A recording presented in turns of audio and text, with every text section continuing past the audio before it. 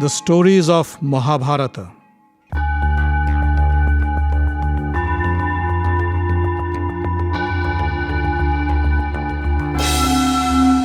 Welcome, dear friends, to another episode of The Stories of Mahabharata. In the last episode, we heard how Yudhishthir saved his brothers by answering the questions of Dharma, who came disguised as a crane.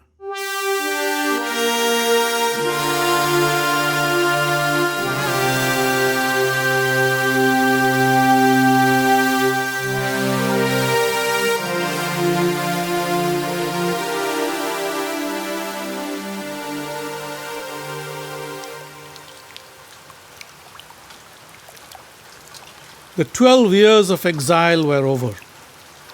The Pandavas must now go into hiding. Yudhishthir sat down with his brothers and his wife Draupadi and said, "As per Lord Dharma's advice, we should spend the 13th year in Matysa, the kingdom of Virat, as a servant of the king. I will take the guise of a dice player and propose King Virat to accept me as his court dice player. I will play with him, advise him, and entertain him. Bhim, what would you do?" Bhim said, "Oh, it's easy. I will serve as a cook in Virat's kitchen. I can also entertain him by fighting with elephants and bulls." "Arjun, what about you?" asked Yudhishthir. "I will take the guise of a eunuch, dress myself as a woman, and teach music and dance to the ladies of the palace. It is a destiny that I have to fulfill," said Arjun. Nakul said, "I am an expert with horses. I know all about them and can treat their illness. I will take refuge in King Virat's stable as his horsekeeper." Sahadev said, "I'll be the caretaker of King Virat's cattle. I know how to take care of cows and I can serve him well." Yudhishthir then looked at Draupadi and said, "Panchali, you are a princess and a queen. I wonder how you'd handle this life of a servant." Draupadi smiled and said, "A woman who agrees to serve as a maid of her own will is known as a Sairindri. I will serve Sudeshna, the queen of Virat, as her personal hairdresser and a maid. I am sure she will treat me well." Yudhishthir was satisfied with the plan. He said, "Well then, let's prepare for our life in the kingdom of Virat. Let's see what fortune awaits us there." Yudhishthir summoned the men and women who have been accompanying him during their exile and said, "Friends, as per our agreement with Duryodhan, we must now spend a year in hiding. You have supported us and cared for us all these years. Now we must part our ways. We cannot afford to let anybody know about our whereabouts. I request you go back to Panchal and wait for us. If anybody asks, say you don't know anything about us." Dhaumya, the Pandava priest, held Yudhishthir's hand and said, "Yudhishthir, you have always been a king, and never before did you serve a king as his employee. You may be aware of the norms and rules of a commoner, but let me give you some advice on how to be a royal servant. You may be the king's favorite. Still, never ride the king's chariot or sit on his throne. If not asked, do not offer the king any advice. Do not try to be friends with the queen or the ladies of the palace. Do not do the smallest of tasks without the knowledge of the king. While expressing an opinion, try to say what the king likes and what is good for him, but prefer that which is beneficial to him. Do not sit in front of the king. Always sit on his right or left. Do not try to correct the king if he tells a lie. Do not show off your knowledge or prowess. Do not touch your mouth, shake your legs, or speak loudly in front of the king. If you experience something funny in the court, do not laugh like a maniac. One who tolerates insults and avoids with nonchalance, one who doesn't feel perturbed to do any job that is asked of him, only he deserves to live in the palace and earn the king's trust. Use the costumes and jewelry given to you by the king, and you will be his favorite. Yudhishthir, follow these rules for a year, and you will emerge from your exile a winner. Yudhishthir bowed to Dhaumya and said, "Thank you for your advice." Dhaumya blessed the Pandavas, mounted his chariot, and head towards Panchal, the kingdom of Drupad. The Pandavas began their trek on foot down the bank of river Yamuna towards the Matsya kingdom. Walking through the perilous paths, through the mountains and forests, they arrived at the outskirts of the state of Matsya. The long journey has made them frail and weak. The sun tanned their skin. The harsh weather tattered their clothes. Long hair and beard covered their faces. It was hard to recognize them as the rulers of Indraprastha. If someone asked, they would introduce themselves as hunters. Before entering the capital city of Virat, Yudhishthir said, "If we entered the city with our weapons, people would be worried and concerned about our intentions. Most warriors know Arjun's Gandiv. They would recognize us the moment they see it." Arjun said, "You are right. We cannot carry our weapons into the city. I saw a huge sami tree on a hill near the cremation ground. We can hide our weapons in the tree and nobody would dare to touch them." The Pandavas went to the sami tree near the cremation ground and put down their weapons.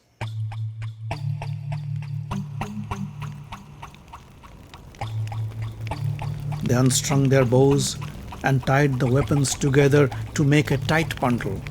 Nakul climbed up the tree and fastened the bundle to a strong branch near the top, such that it is well protected from the rains from above and curious eyes from below.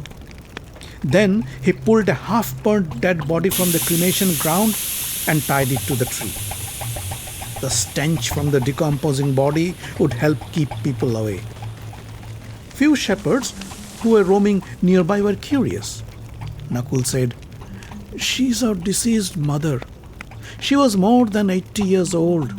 We tie our dead to a tree. That is our funeral ritual." The shepherds went away. The Pandavas then shaved, took a bath, put on new clothes, and entered the city of Virat.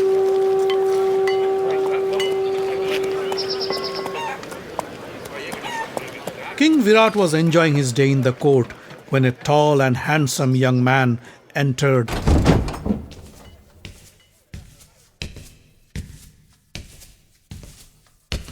and bowed to him.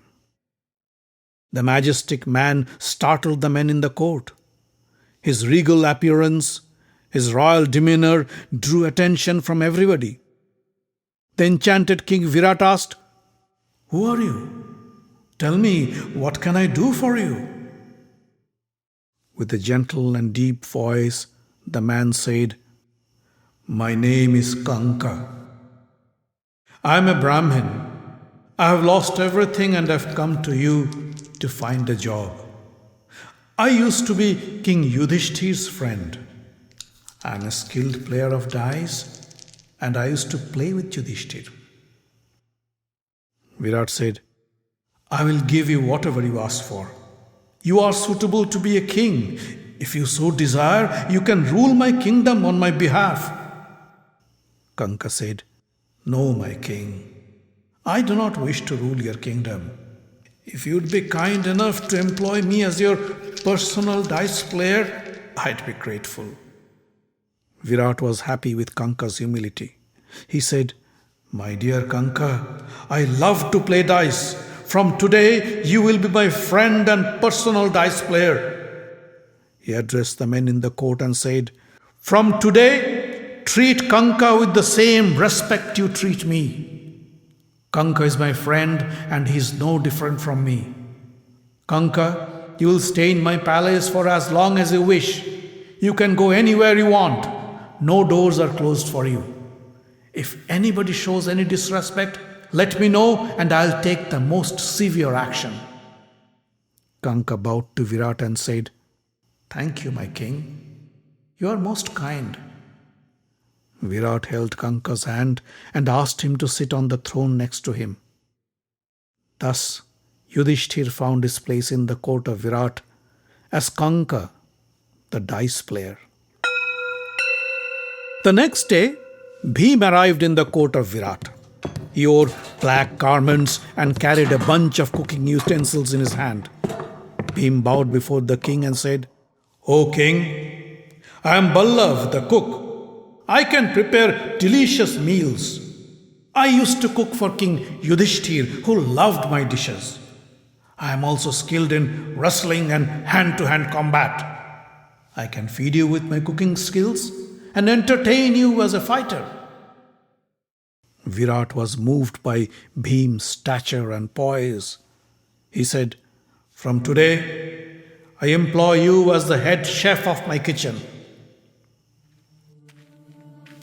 Draupadi, with her hair tied up in a knot and wearing a dark costume, was roaming around the quarters of the queen of Virat. Sudeshna, the queen, saw her from a rooftop and was mesmerized by Draupadi's beauty.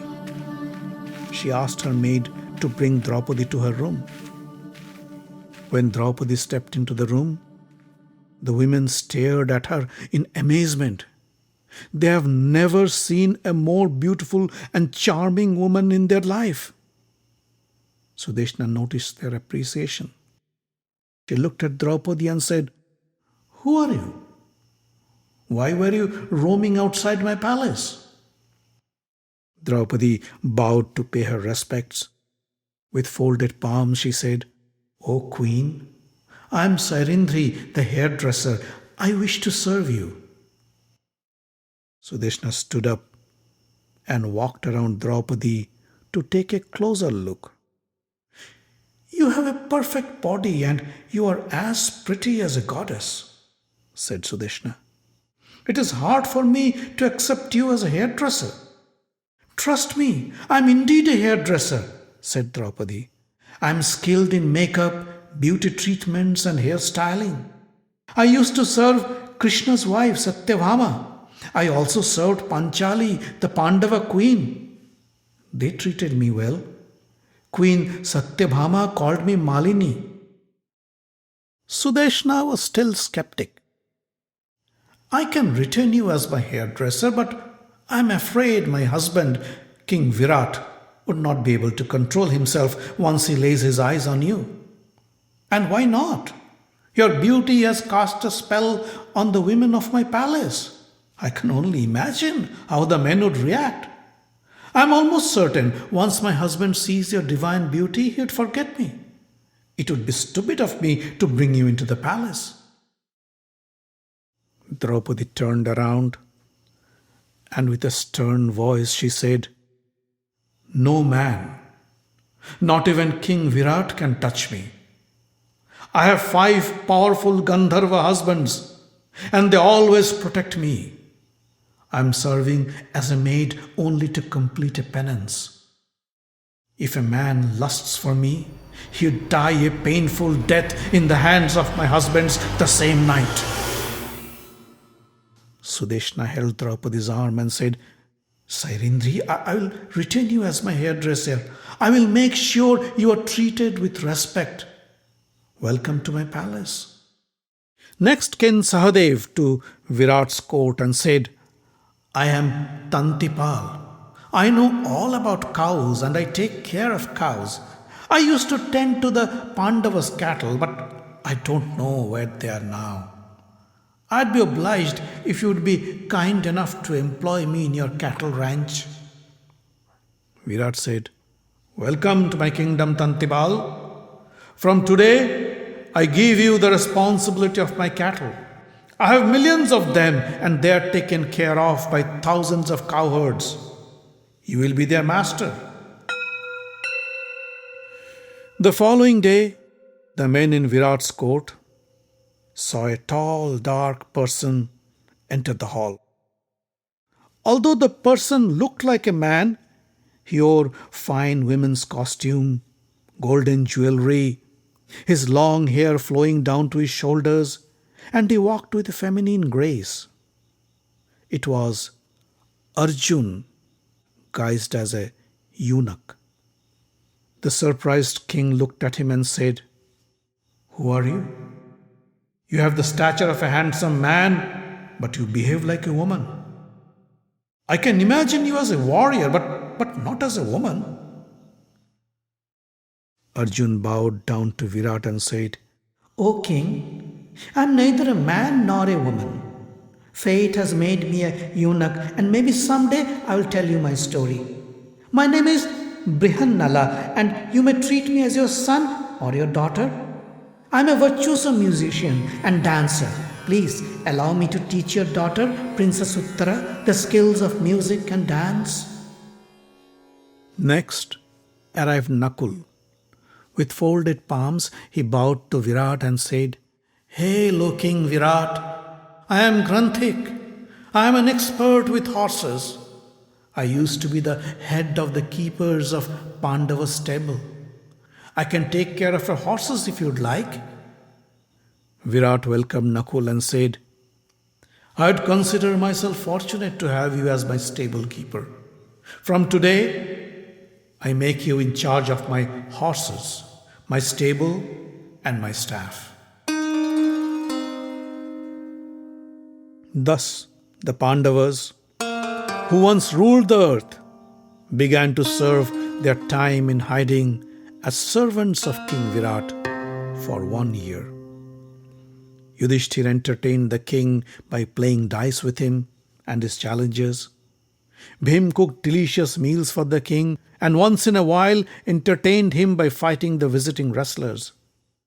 Arjun spent his time teaching the ladies in the palace the art of music and dance, skills he mastered during his stay in the heavens. Nakul took care of the king's horses, and Sahadev took care of the king's cattle. Draupadi served Queen Sudeshna as her personal maid and hairdresser. 10 months passed without any untoward incident, and the brothers were looking forward to their freedom in 2 months. Just when everything looked good, things took an unpleasant turn. And once again, Draupadi's beauty posed a major challenge and threatened to reveal their identity to the world.